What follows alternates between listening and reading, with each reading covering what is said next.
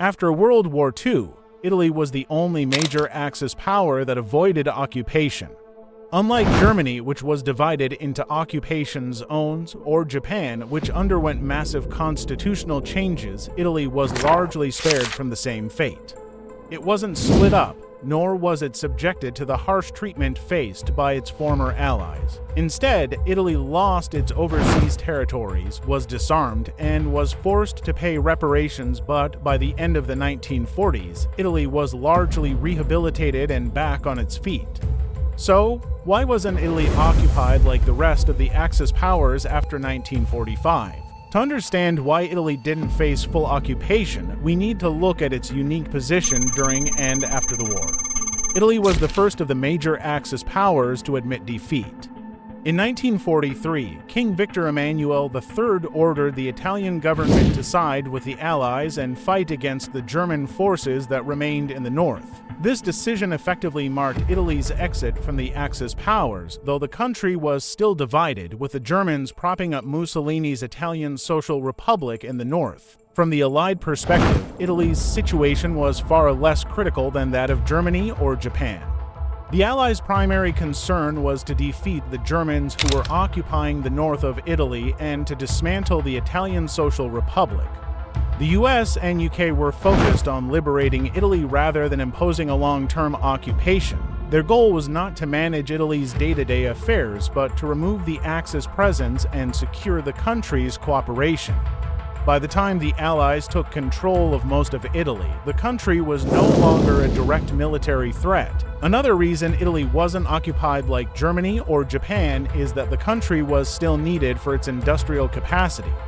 Unlike Germany, which faced deindustrialization after the war, Italy wasn't seen as a major source of threat through its manufacturing. In fact, the Allies found it easier to use Italian factories for war production, which allowed Italy to avoid the heavy industrial dismantling that Germany suffered. Additionally, many of the people who had supported Mussolini's fascist government were either pardoned or integrated into the post-war government, which helped maintain stability. Another key factor in Italy's post-war treatment was the absence of Soviet occupation. Unlike Germany, which was divided into Soviet-controlled East Germany and Allied-controlled West Germany, Italy did not have Soviet troops on its soil. While Yugoslav communist partisans had a presence in the northern regions of Italy, the Soviets had no significant interest in occupying the country. This meant that only the Western Allies, the US, the UK, and later France, were involved in Italy's post-war settlement. After the war, most of the political figures in Italy who had opposed Mussolini's fascism were staunchly anti-communist. This was a critical factor, especially as the Cold War was beginning to take shape.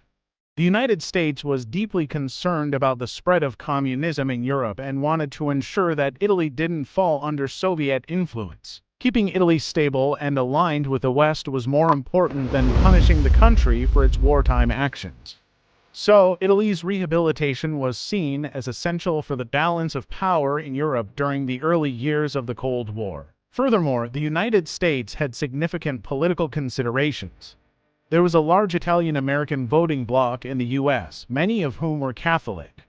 With the upcoming 1944 elections, President Franklin D. Roosevelt was keen to maintain favorable relations with Italy and ensure their support. This political reality meant that the US was much more interested in a quick recovery for Italy rather than subjecting it to prolonged occupation or punishment. While Britain and France were keen to take a harsher stance, refusing to support the Italian monarchy and pushing for tougher military restrictions, it was the United States that held the most sway. The US overruled many of their demands, and Italy was allowed to rebuild relatively quickly. In exchange for the US's leniency, Italy lost its overseas empire, had its military severely limited, and was barred from producing nuclear weapons. By 1949, Italy had joined NATO, solidifying its place in the Western Bloc and gaining permission to rearm in the face of the growing Soviet threat.